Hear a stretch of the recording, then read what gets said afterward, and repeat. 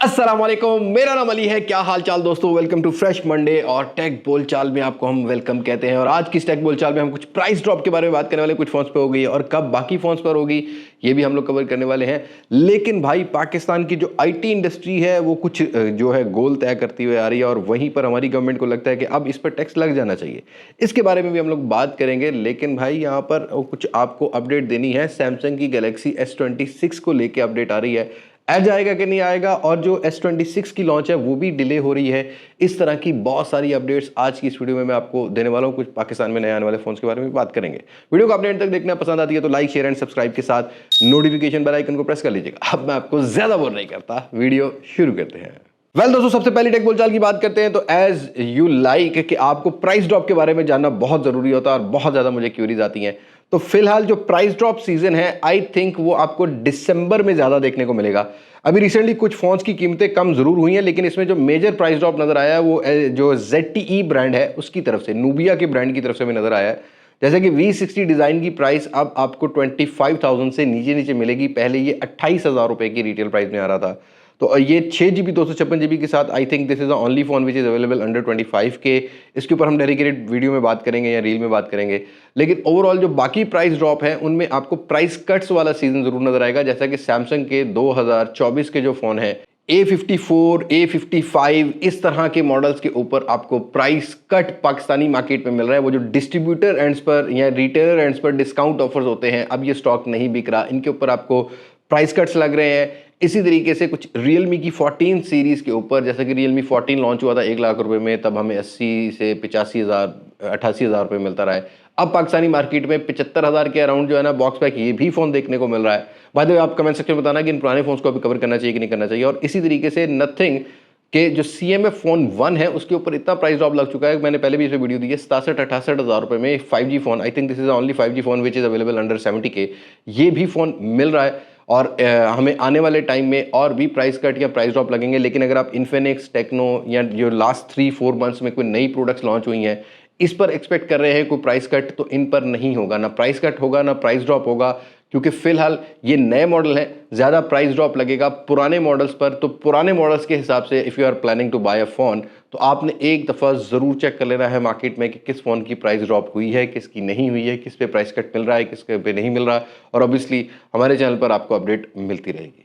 दोस्तों, अपनी अगली टेक बोलचाल की बात करते हैं। तो पाकिस्तान की टेलीकॉम और आईटी सेक्टर से है और इसमें अच्छी खबरें भी हैं और बुरी खबरें भी हैं। तो थोड़ा सा टाइम मैं लूंगा, टाइम स्टैम्प अवेलेबल है, जरूर चेक कर सकते हो।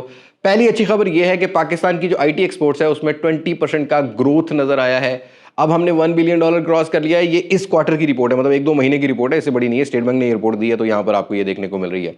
और उसके साथ साथ ही इस रिपोर्ट को देखते हुए जो आने वाले टाइम में AI है उसको लेके कुछ इनिशिएटिव गवर्नमेंट के नजर आ रहे हैं, जहां पर इस्लामाबाद के अंदर एक कोलैबोरेशन किया गया है। इत्तसलात की कंपनी है उसके साथ जो एमिरेट्स कंपनी है, ऑब्वियसली वहां पर आपको जो है देखने को मिलती है, उसके साथ कोलैबोरेशन किया गया है। इसको कहा गया है गो AI हब। ये इस्लामाबाद में डाटा सेंटर बनाने के लिए, टेक ग्रोथ को इम्प्रूव करने के लिए एक कोलैबोरेट किया गया है। वो जो SIFC हमारे एक प्रोग्राम जो है आज से 2-3 साल पहले से चल रहा है, उसके अंदर एक छोटा सा इनिशिएटिव नजर आया है। अब लेट्स सी ये कब प्रॉपर इंप्लीमेंट होता है, कब नहीं। अच्छी बात यह है कि गवर्नमेंट थोड़ा सा टेक को लेके सीरियस भी है, लेकिन वहीं एक परेशान कुन बात भी है भाई। 20% की ग्रोथ की है हमने और हमारी गवर्नमेंट अब एक समरी लेके आई है जिसको ये लगता है कि ये जो 20% ग्रोथ है ना, इसको टैक्स डाल दो, GST टैक्स 20%। इंटरनेट के जो सार्फिन हैं, जो यूज़ करते हैं, कंज्यूम करते हैं, गवर्नमेंट ने एक समरी बनाई है जो कि IMF को दी है, जिसमें सोलर पैनल्स के ऊपर भी पहले ड्यूटी 15 से 18% थी, अब उसको 20% करने का यहाँ पर एक समरी दी गई है। और इसके साथ साथ ही जो इंटरनेट सर्विसेज हैं उसके अंदर 20% GST टैक्स लगाने की एक समरी दी गई है। अब लेट्स सी ये 20% कब लगता है। मुझे नहीं लगता कि आज गवर्नमेंट को इंटरनेट को और ज़्यादा एक्सपेंसिव करना चाहिए, because right now internet is the only source for those people जो थोड़े से देहात एरिया में रहते हैं, साइड एरियाज में रहते हैं, जो कुछ इनकम करना चाहते हैं, कुछ एफर्ट्स लगाना चाहते हैं, जो गवर्नमेंट की GDP को भी ग्रोथ देंगे। लेकिन अगर आप उन पे ही टैक्स लगा दोगे तो भाई ये चीज़ें यूज़र एंड पर और एक बिजनेस एंड पर, IT एक्सपोर्ट्स के एंड पर प्रॉब्लम क्रिएट करने वाली हैं। अनफॉर्चुनेट पिछले 3-4 साल से इतना मेस मच चुका है पाकिस्तानी इकोनॉमी को लेके कि पाकिस्तानी गवर्नमेंट को शायद कुछ समझ नहीं आ रही, या शायद मुझे लगता है कि इनको नहाना धोना चाहिए भाई डेली। लाइक मतलब दिमाग, अल्लाह इनको हिदायत दे। मतलब हर वो चीज़ जिससे थोड़ी बहुत इनकम एक आम आदमी जो है वो क्रिएट करता है, कुछ अपनी अपॉर्चुनिटीज़ ढूंढ रहा होता है, ये उस पर ही टैक्स लगाना चाह रहे हैं। और इनके पास ऐसा फार्मूला आ गया कि 15 से 20% टैक्स तो ये लोग सांस लेने पे भी लगा देंगे एक टाइम में।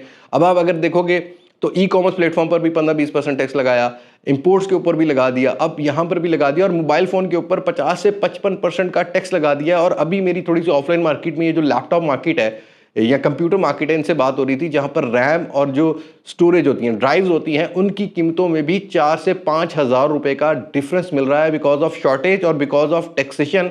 तो इस टैक्स को भाई तुम कबर में तो नहीं लेके जाने वाले ना। तो हुकूमत को चाहिए थोड़ा सा आवाम को रिलीफ दे, ताकि हम एफर्ट कर सकें। हमारी तरह के लोग, हमसे ज़्यादा बेहतर लोग हैं जो आईटी को समझते हैं, वो ज़्यादा अच्छा एफर्ट कर सकें, एआई को लर्न कर सकें। एआई के लिए इंटरनेट की स्पीड बेहतर होना बहुत ज़रूरी है। 5G भी पाकिस्तान में नहीं आया। सैटेलाइट इंटरनेट की सिर्फ क्या सराहियाँ या बातें चल रही हैं।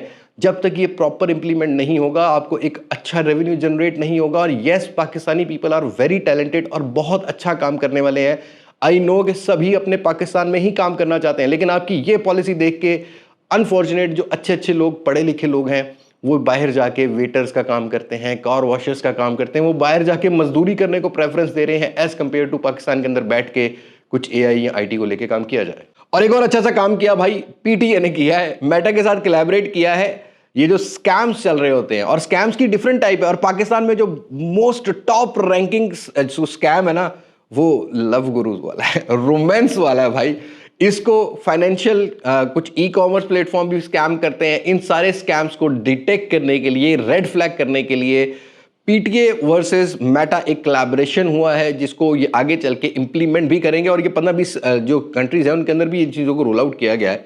और आने वाले टाइम में आप देखेंगे कि मेटा के अंदर बाकायदा आपको एक रेड फ्लैग या आपको रिपोर्ट करने का ऑप्शन मिलेगा, और जो बंदा ये कर रहा होगा उसको एक तो पकड़ेगा भी पीटीए, ऑब्वियसली ट्रेस भी करेगा, करना भी चाहिए, क्योंकि आज के टाइम में तो बहुत टाइप के फ्रॉड हो रहे हैं। अभी रिसेंटली मैं आपको बता दूं, मैं शायद एक वीडियो बना रहा हूं कि किस किस टाइप के 5 ऐसे फ्रॉड्स आपको बचना चाहिए, जो कि आज के टाइम में ज़्यादातर 40 से लेके 70 साल के जो एज वाले लोग हैं, जो कि थोड़ी सी पुरानी जनरेशन के, जिनको पता नहीं है कि स्कैम कैसा होता है कैसा नहीं, उनके लिए तो ये वीडियो होने वाली है। बाकी आई नो रोमांस पे आके भाई 15 साल का बच्चा हो या 60-65 साल का बाबा हो, पाकिस्तान में रोमांस की कमी जो है ना, वो पिछले 80 सालों से नजर आ रही थी यहाँ पर, जो उनको लगता है कि हम शायद इंटरनेट पे पूरी कर लेंगे। तो अनफॉर्चुनेटली होगा, but Meta yes definitely PTA के साथ, इस कोलैबोरेशन के साथ इन स्कैम्स को पकड़ेगा। और टेलीनॉर पाकिस्तान की तरफ से एक अच्छी खबर यह है कि भाई अगर आप इन 20 सिटीज में रहते हो, बड़े बड़े सिटीज हैं, इनके अंदर अब टेलीनॉर एक ऐसी सर्विस व्हाट्सएप की इंट्रोड्यूस करवाने चाह रहा है कि आपको इनके सर्विस सेंटर में जाना नहीं पड़ेगा। अगर आप टेलीनॉर की कोई भी सिम निकलवाना चाहते हो, नई सिम इशू करवाना चाहते हो,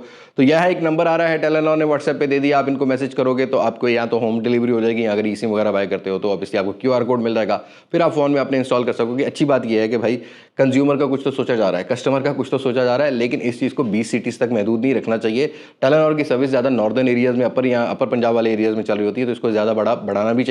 लेकिन अच्छा इनिशिएटिव है कि थोड़ा सा व्हाट्सएप पर चिट चैट दूसरी करने से बजाय अब एक प्रॉपर आपको सर्विसेज वाला नंबर देखने को मिलेगा। वैसे बहुत सारे बैंक्स भी इस तरह का काम कर रहे हैं, डेफिनेटली अब टेलीनॉर ने किया तो बाकी सर्विस, जो बाकी टेलीकॉम सेक्टर होगा, वो भी काम करता हुआ नजर आएगा। और अगर आप एप्पल का मैकबुक, आईपैड या एप्पल यूज कर रहे हो, तो आप ये मत समझना कि आपका फोन या आपकी डिवाइस हैक नहीं हो सकती।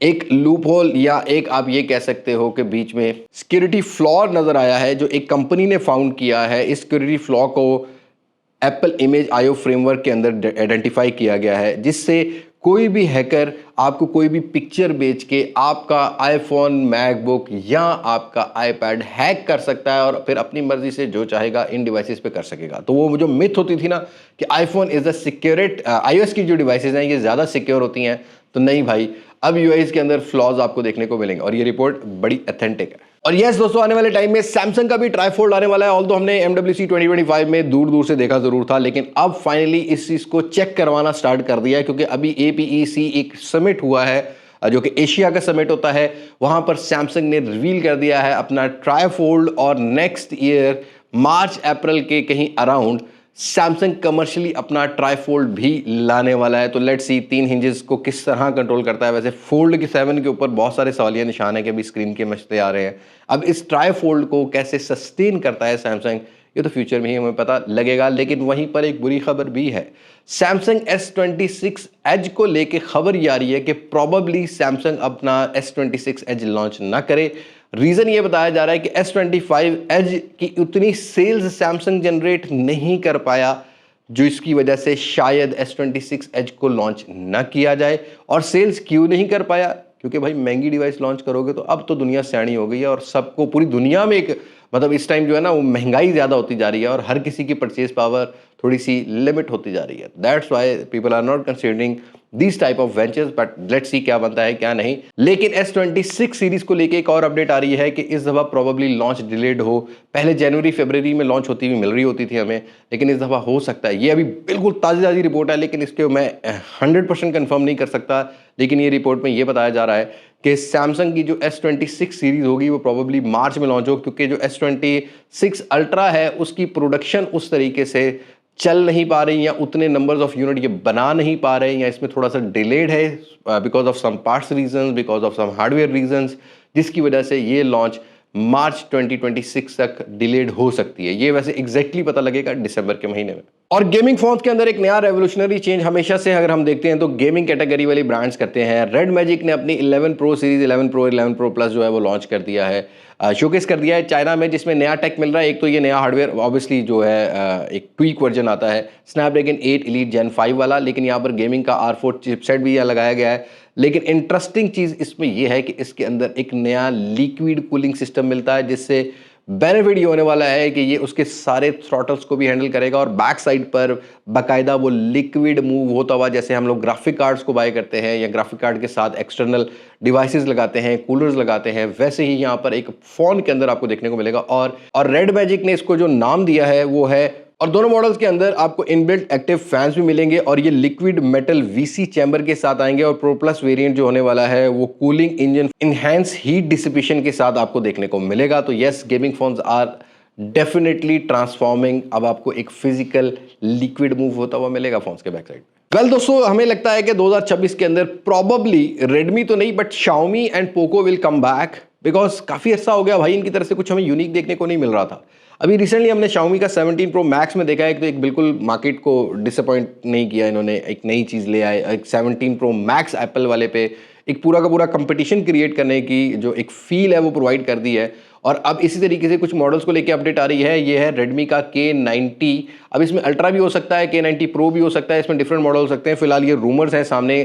जो कैमरा का मॉड्यूल है उसका डिज़ाइन वही आपको राउंडेड रेक्टेंगुलर शेप में देखने को मिल रहा है और एक लाइट भी ओरा लाइट लगा दी है। बट इंटरेस्टिंग चीज़ ये होने वाली है कि इस फोन के अंदर स्नैपड्रैगन 8 एलीट जेन 5 होगा, LPDDR की 5X की या 5T की रैम भी हो सकती है। बट इसकी प्राइस, वो जो वैल्यू फॉर मनी वाला टैग था ना, वो मेन चीज़ होती थी हमेशा से जो है ना Xiaomi उस पर प्ले करता था।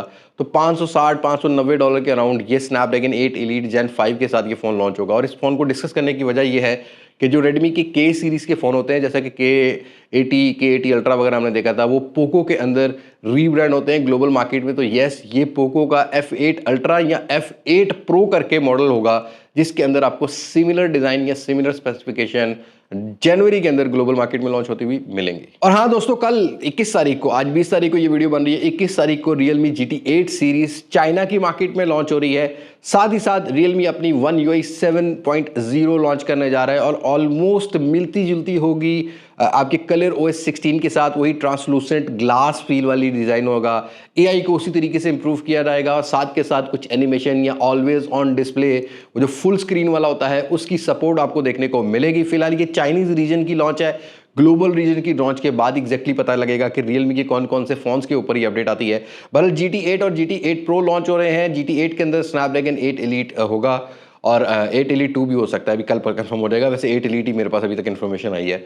उसके अलावा दोनों फोन्स के अंदर 144 हर्ट्ज के रिफ्रेश रेट का स्टैंडर्ड रखा जाएगा। 7000 mAh की बैटरी होने वाली है, 120 वाट की फास्ट चार्जिंग होने वाली है। लेकिन जो GT8 Pro है उसके अंदर स्नैपड्रैगन 8 एलीट जेन 5 विद आपको रिप्लेसेबल कैमरा मॉड्यूल्स का ऑप्शन मिलेगा। मतलब आप इसको खुद से चेंज करना चाहोगे। पता नहीं बॉक्स के अंदर ये चीज़ें दी जाती हैं कि नहीं दी जाती, बट हाँ, आपका जो भी मूड हो, आप उसको राउंड करना चाहो, सिक्योरल करना चाहो, आपको 3-4 एक्स्ट्रा कैमरा के वो जो लेंस है या जो बैक साइड का जो मॉड्यूल होता है वो अलग से मिलेगा, आप उसको चेंज कर पाओगे। तो रिट्रैक्टेबल आई थिंक इसको बोला जाता है, बट इंटरचेंजेबल आप लेंस इसको कैमरा मॉड्यूल बोल सकते हो, जो कि आपको GT8 सीरीज में देखने को मिलेंगी। और ये चाइना की लॉन्च है, तो मुझे ये लगता है जैसे Vivo X300 फॉरेन से ग्लोबल लॉन्च कर दी, जैसा कि ओप्पो अपना फाइंड X9 सीरीज 28 तारीख को ग्लोबल लॉन्च करने जा रहा है, ऐसे ही GT8 सीरीज नेक्स्ट मंथ नवंबर में कहीं ना कहीं ग्लोबल लॉन्च हो रही होगी। और हाँ, पाकिस्तान की मार्केट में जनवरी फरवरी में ये डेफिनेटली आ सकती है। वेल दोस्तों, पाकिस्तानी ब्रांड्स के बारे में भी बात करते हैं। भाई पाकिस्तानी ब्रांड्स का थोड़ा साबुन स्लो हो गया है, क्योंकि आई थिंक एक मिस कैलकुलेशन कर रहे हैं सभी ब्रांड्स, चाहे वो पाकिस्तानी हो चाहे वो ग्लोबल हो, पाकिस्तान की मार्केट को लेके कि अपने आप को इन्होंने लिमिट कर लिया है कि हमने 20-30 हज़ार या 40 हज़ार रुपये से ऊपर के फ़ोन लॉन्च नहीं करने हैं। It's a blender. अगर आज आप 40-50 हज़ार मतलब 30 से 40 हज़ार रुपये के ब्रांड बनना चाहेंगे ना, तो भाई कल को आप जब अपना कोई फ्लैगशिप फ़ोन लाएंगे तो डेफिनेटली आपको तब प्रॉब्लम आने वाली है। और ये बार बार मैं इस चीज़ को इसलिए डिस्कस करता हूँ ताकि ब्रांड शुड नो कि इस टाइम महंगी चीज़ें हो गई हैं, पीपल आर एडमिटिंग और सब जान चुके हैं कि महंगाई हो गई है। सबकी प्राइस रेंज ऑलमोस्ट 70-80 हज़ार रुपये तक आ चुकी है एक अच्छा फ़ोन खरीदने के लिए, नॉट अ गुजारे लाइक फ़ोन। 20-30 हज़ार रुपये में गुजारे लाइक फ़ोन ही, $100 वाली डिवाइस ही मिलती, तो आई नो कि गुजारे लाइक मिलेगी, बट इससे ऊपर का क्या? डिस्प्ले दे देंगे लेकिन हार्डवेयर अच्छा नहीं देंगे, परफॉर्मेंस अच्छी नहीं देंगे, तो लोग क्यों लेंगे? लोग रिफर्बिश या यूज फ़ोन की तरफ जाएंगे। इसी तरीके से इन सब ब्रांड्स को एक चीज़ समझनी है कि अपनी कुछ ना कुछ प्रेजेंस अच्छी डिवाइसेस की, चाहे वो सब्सिडी अपना लॉस करो कुछ भी करो, लेकिन अपनी प्रेजेंस रखनी पड़ेगी। जब वक्त थोड़ा अच्छा होगा तब लोग नहीं लेंगे आपका डिवाइस। ये मेरा एक सजेशन है, सभी ब्रांड्स को समझने की ज़रूरत है। आज मार्केट में क्यों कस्टमर नहीं है या क्यों फ़ोन्स नहीं बिक रहे, यही रीज़न है कि लोग अच्छा एक्सपीरियंस मांगते हैं और ज़्यादा मेजर चंक रिफर्ब या कम टैक्स वाले फ़ोन, यूज़ फ़ोन की प्रेफरेंस लोगों की बन चुकी है। अनफॉर्चुनेट ये सारी कंडीशंस, ये जो सारे हालात बने हुए हैं, ये सारे सर्कमटेंसेस आप लोगों ने क्रिएट किए हैं, बिकॉज आप लोगों ने कॉम्प्रोमाइज़ नहीं किया है अपने प्रॉफिट के साथ या मार्केटिंग जो एक्सपेंसेस होते हैं उसके साथ, जिसकी वजह से प्रोडक्ट्स महंगी हुई हैं। तो इन चीज़ों को सॉर्ट करने की ज़रूरत है। बाय द वे, अपने मुद्दे की बात करते हैं। बोल्ड का नया फ़ोन आने वाला है डी कोड की तरफ से, और इसके अंदर इन्होंने टीज़ करना शुरू कर दिया है कि ये पाकिस्तान का पहला AI मतलब एक पूरा जो है ना वो अवतार होगा, जिसको मारखोर की शक्ल दी है भाई। तो यहाँ मारखोर आपको देखने को मिलेगा और इसका नाम मावी रखा है। तो मावी भाई को हम वेलकम कहते हैं, लेकिन डी कोड भाई को हम ये समझाते हैं कि भाई स्पेक्स देनी पड़ेंगी, जैसा कि आपने बोल्ड 3 प्रो के अंदर दी थी, तभी आप चल पाए थे। लेकिन अगर आज आज के टाइम में आप एडजस्ट नहीं कर पा रहे, तो आई थिंक आपको मावी को कहना चाहिए रेस्ट कर रहे भाई, फिलहाल मारखोर नू रेस्ट ही करा दियो तो चंगा है, पाकिस्तान के हालात चंगे हो जाएंगे, नहीं तो भाई थोड़ी जी टेंशन तो रहने वाली है। लास्ट नॉट द लीस्ट, कुछ अपकमिंग स्मार्टफोन्स का मैं फटाफट रैप अप कर लेता हूं। पोको का C85 करके कोई मॉडल प्रोबेबली पाकिस्तान की मार्केट में लॉन्च हो, लेकिन ऑनर अपनी X9D और X7B टाइप की सीरीज पाकिस्तान में स्टार्ट करने वाला है। बहुत जल्दी टीज करना, ये आपको नवंबर के महीने में मिलेंगी। और जो इन्फिनिक्स है, डेफिनेटली यहाँ पर छोटी सी अपडेट, 10% कंफर्मेशन मुझे ये आई है कि GT सीरीज़ का कोई फ़ोन नवंबर या दिसंबर में लॉन्च होने वाला है। और रियलमी भी अपनी C सीरीज़ का नेक्स्ट मंथ कोई फ़ोन आने वाला लाएगा, ऑब्वियसली लाएगा। और ओप्पो का फाइंड X9 प्रोबेबली पाकिस्तान में लॉन्च हो, ग्लोबल वैसे 28 है, या 9 या 9 प्रो प्रोबेबली पाकिस्तान के अंदर आपको लॉन्च होता हुआ मिले नवंबर या दिसंबर के अंदर। ये हम आपको कंफर्म करेंगे 25 ऑफ दिस मंथ। जो अपकमिंग स्मार्टफोन वाली वीडियो आएगी 25 को, उसको आपने मिस नहीं करना। हम अभी कंफर्मेशन ले रहे हैं सभी से कि कौन कौन सी प्रोडक्ट आएंगी, कौन कौन सी नहीं, तो एक्जैक्टली मैं तभी आपको बता पाऊंगा। सो आज की वीडियो में तक मुलाकात होगी नई वीडियो में, किसी नई अनबॉक्सिंग, किसी नए रिव्यू, किसी नए कंपैरिजन के साथ। तब तक मुझे इजाजत, मैं हूं अली अब्बास मासिक से, पाकिस्तान, पैदाबाद। अल्लाह हाफिज़।